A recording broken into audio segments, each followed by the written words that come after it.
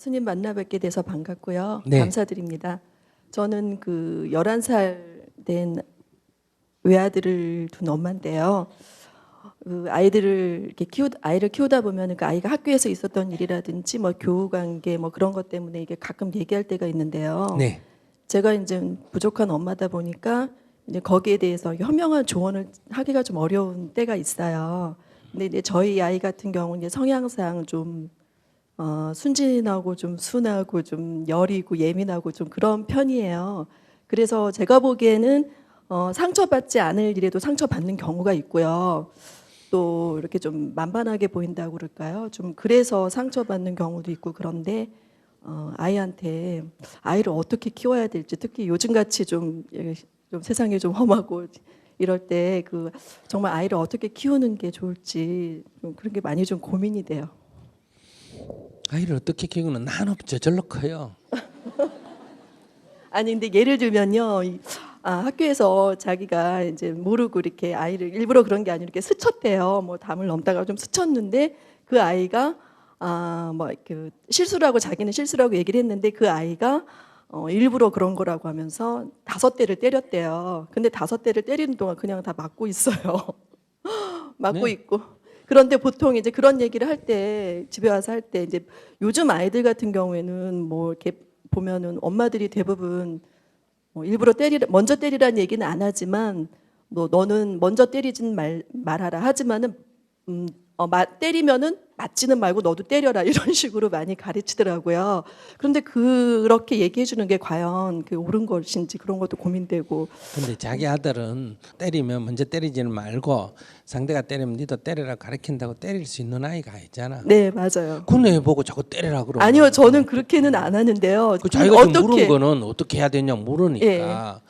예를 그러니까 그 들면요. 애는 그렇게 얘기하면 예. 예를 들어서 그렇게 얘기하면 그 애는 할 수 없는 애잖아. 네네. 할 수 없는 애에게 그렇게 하면 안 되지. 네, 저는 그렇게 얘기는 안 하는데 어떻게 그러면 얘가 상처받지 않으면서 친구들하고 상처를 좀 덜 받으면서 친구들하고도 좋은 관계를 유지할 수 있는지 그런 그러니까 것도. 애가 예. 그 자기가 잘못해가 실수를 해가 어쨌든 자기는 뭐 고의적이지 아니랬지만 예. 상대는 그걸 갖고 화가 났을 거 아니에요. 네네.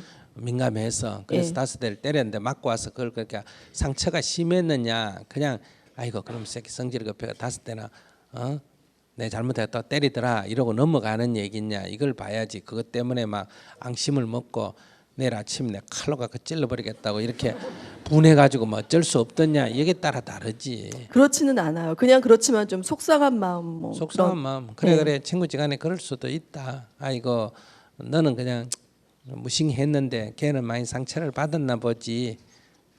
그러니까 아마 그러겠지. 그러니까 막 친구지간에 막 그럴 수도 있으니까 이렇게 얘기하면 되지. 특별히 할 말 없으면 안 하면 되고. 그래도 물으면 아이고 그런 경우에 엄마는 어해야 될지 모르겠다 이러면 되지. 아니 그게 왜 그래요? 저도 여러분들 질문하면 아이고 난 잘 모르겠다 이러잖아요. 모르면 모른다 그러는 게 제일 솔직하고 바르지. 아이고 얘야 그런 경우에 엄마도 어떻게 할지 잘 모르겠다. 그러면 엄마 그것도 몰라 그러면 그래 나는 그런 경험을 첫째 안 당해봐가지고 잘 모르겠고 두 번째 애 때는 서로 싸우기도 하고 그렇게 잘하는 건데 그러면서 크는데 그걸 꼭 보복을 해야 되나? 그런 데서 내가 어른이라면 네가 어른이라면 야 막 그냥 친구지간에 그럴 수도 있다고 그만두라고 말하고 싶은데 네가 아직 어리니까 어린 네 입장에서는 어른처럼 행동할 수는 없으니까 넌 어떻게 하라 이래 말하기가 내가 참 곤란하네. 그러니까 너 입장에서 어떻게 해야 될지 내가 잘 모르겠고 내 입장이라면 막 친구지간에 그런 거는 그냥 웃어 넘기겠다 이렇게 얘기하면 되지. 그런데 진짜 이제 모르겠다고 하고. 그런데 이제 그런 일들이 좀 자주 이렇게 발생이 되면은 어떻게 조언을 줘야 자주 되나요? 발생 안 했잖아. 그러니까 그런 거 없는 걸 자꾸 만들어 가지고 그래 걱정하지 마. 근데 그 아니 있지도 않는 얘기를 왜 미리 생각해가 자꾸 그렇게 해. 아주 5번 발생하는지 보고 6번째 일어나거든 나한테 와서 물어. 그러니까 이제 한 번 일어났으니까 엄마라서 조금 맞았다고 하니까 속상하겠지만은 때리고 오는 것보다 나아 사실은. 예, 저도 그렇게는 생각해요. 그래. 예. 그러니까 아이고 네가 착하다면 니는 좀 속상했지만은 엄마 입장에서 볼 때는 네가 때리고 와서 학교 불려가는 것보다 훨씬 낫다. 이거 착하다. 이래 말해주면 되지 사실대로 그냥. 왜 우리는 그 사실대로 자기 생각대로 애한테 말하는 걸 꺼려?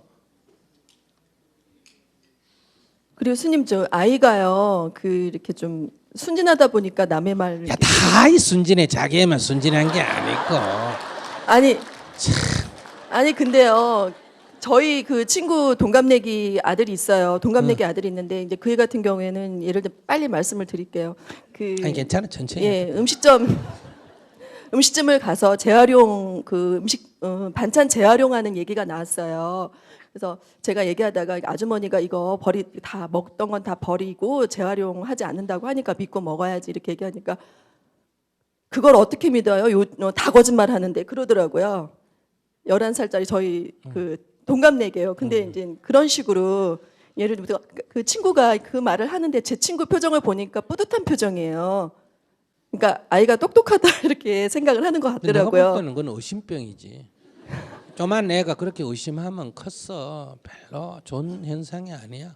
근데 친구 얘기로는 그래요. 요즘 11살짜리 그러니까 제가 그래서 농담반 진담반으로 누구는 세상 물정을 잘하네 그랬더니 그 친구 하는 얘기가 11살 요즘 11살짜리가 얼마나 영악한데 얘는 순진한 편이야 이러더라고요.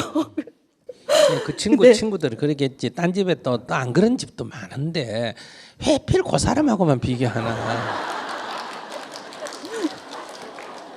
다른 데는 자기 아이보다 더 어리숙하고 더 순진하고 더 가서 그냥 이거라도 스치기라도 하고 맞았지만 전혀 아무것도 안 하고 두드려 맞고 온 애들도 있는데. 그래서 근데 이 애를 하나 키우니까 자꾸 이런 문제가 생기는데 예를 들면 애들이 골목에서 놀다가 옛날 같으면 애들끼리 이렇게 이리저리 소꿉장난 하다가 니 거니 내 거니 하다 싸우고 이렇게 밀치거나 때리거나 이러면 막 어린애는 어때요? 울고 집에 와서 응 울고 엄마 왜 그러니 하면 막 저 집 애가 때렸다 이러면 손잡고 가자. 누가 널 때렸어? 어느 애야? 하고 가가지고 막 그 집에 가서 애를 막 야단을 치고 또 애가 집에 가버리면 그 집에 찾아가가지고 삿대질을 하고 싸우고 이러면 애가 엄마한테 말한 게 부끄러워. 엄마한테 말하니까 동네가 시끄러우니까.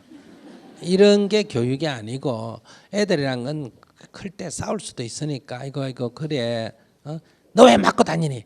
너도 때리지. 이렇게 얘기하면 애는 걔한테도 맞고 하고 엄마한테도 또 야단 맞고.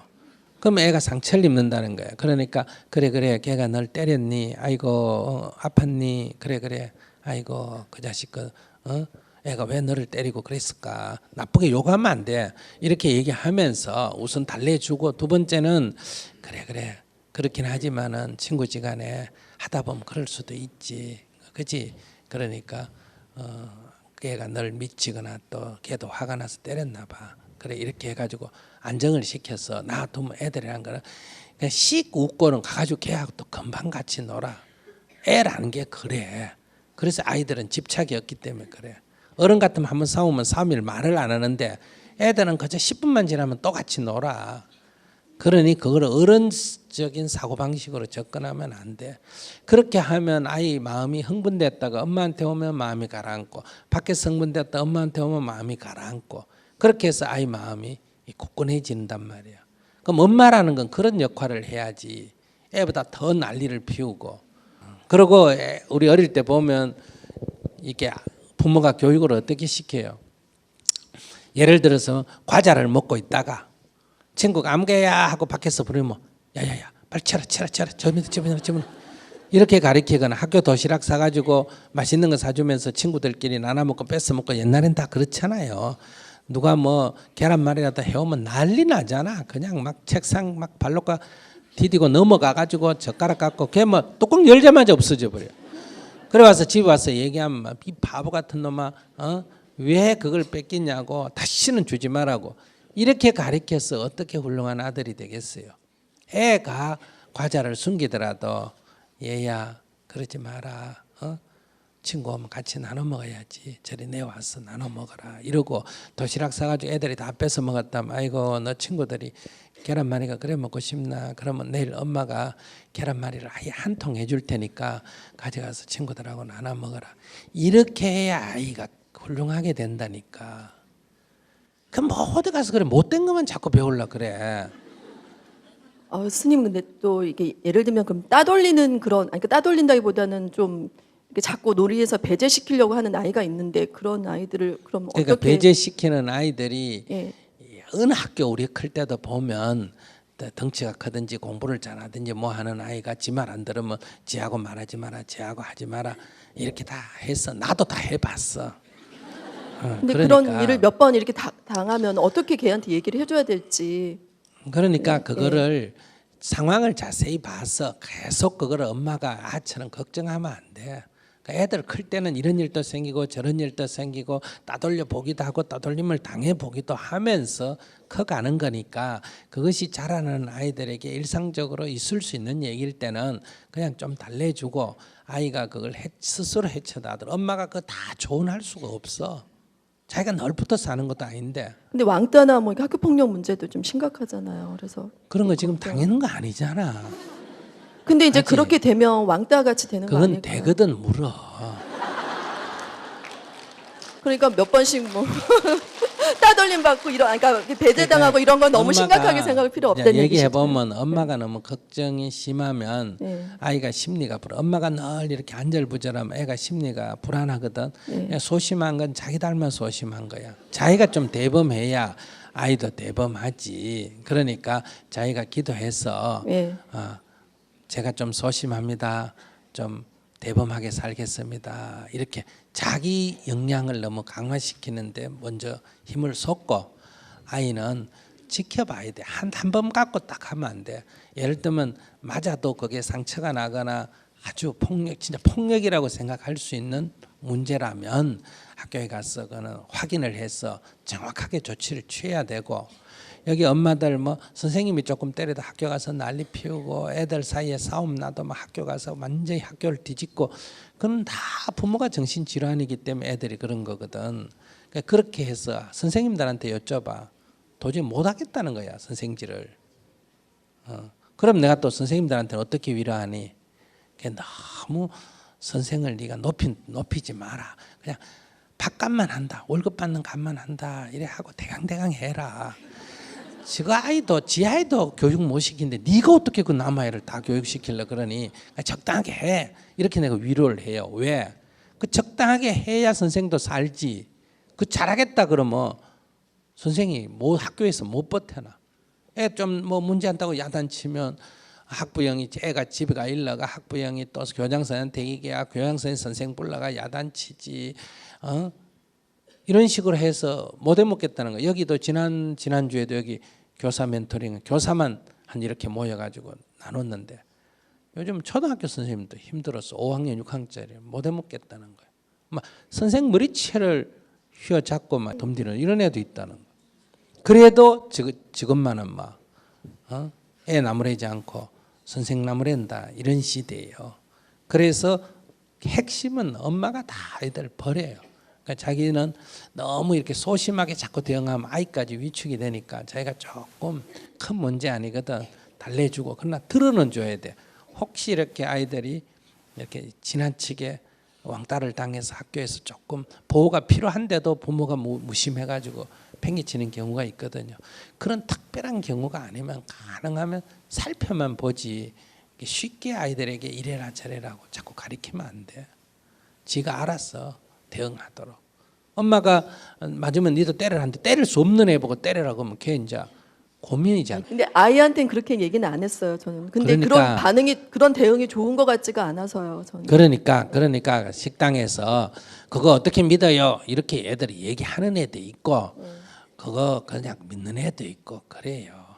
그러니까 이런 아이도 있고 저런 아이도 있지. 그러면 나 같은 아이는 훌륭하고 그 믿는 애는 바보고 그런 게 아니라 아이마다 다 궁금해서 묻는 아이 있고 그렇게 그런 걸 금방 못 믿는 애는 그 엄마가 매사에 아빠가 얘기하면 그걸 불신하니까 애도 그렇게 닮아서 그런 거예요. 그 좋은 거 아니야.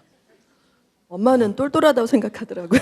그래. 그 엄마가 그렇게 하든지 말든지 그 자기 자식도 아닌데 자기가 뭘 그 자기도 그렇게 그래. 다면 자기 맨날 애한테 의심을 가리키면 되잖아. 그럼 그 애는 뭐라 엄마가 말해도 그거 어떻게 믿노 이런다. 이 좋은 줄 아나? 아니요, 그렇게 생각은 안 해요. 근데 뭘 그걸 왜 꺼내가 여기서 모범이라고 답하나? 아니, 그러니까 아니면 그런 건 얘기할 가치도 없는 거지. 그러나 그런 아이도 뭐하다 있다. 그럼 그런 아이는 잘못됐냐? 그것도 아니다. 아이가 크다 보면 이런 애도 있고 저런 애도 있는 거지. 그냥 다양한 속에서 이해해야지. 저 아이처럼 돼야 된다든지 저 아이가 나쁘다 이렇게 생각하면 안 된다는 거야. 한 대 때리면 툭 맞고 있는 애도 있고 한 대 때리면 10대 때리는 애도 있고 어떤 애가 좋다 나쁘다고 할 수가 없고 애 때는 고만고만하게 그렇게 자라가는 거예요. 그걸 좀 평범하게 보는 눈이 필요해. 네, 감사합니다. 네.